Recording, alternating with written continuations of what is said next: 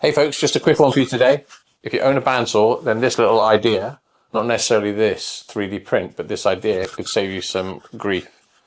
Now, I used to own a different bandsaw. I recently upgraded, and on that bandsaw, to detension the blade, you used to have to turn a little knob and like 20 or more times to get the blade loose enough that the blade was detensioned. Now the idea of detensioning the blade is to take the pressure off the blade and take the pressure off the rubber on the wheels and give them a longer life.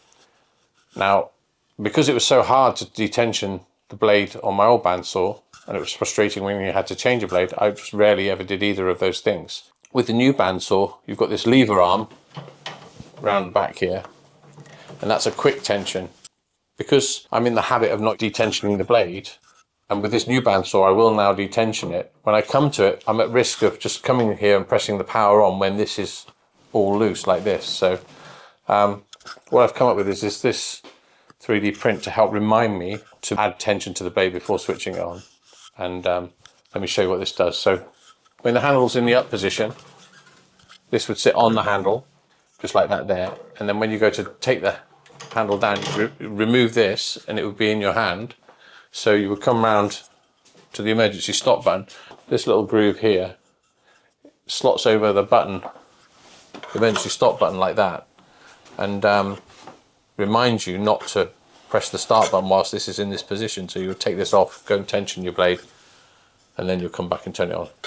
I will make this 3D model available, so if anyone wants this, then you can, and I'll give you access to the OBJ file so you could edit it. Now look, this bandsaw, I haven't planned to do a review on it, but if there's enough interest and you want a review, let me know in the comments.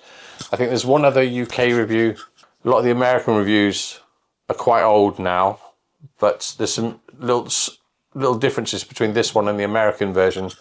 Now I happen to get a really good deal on this, and if you want that deal, head over to Charmwood, check on their website and see if they've got any still in stock. They had a few, maybe single digits when I went there, and they're doing some really good deals. You save hundreds of pounds if they still have it in stock. If not, they're no longer the importer. You have to go to Axminster Tools, that is. Yeah, if you like this, drop a like, a comment, help the channel out, subscribe, much appreciated. See you in the next one.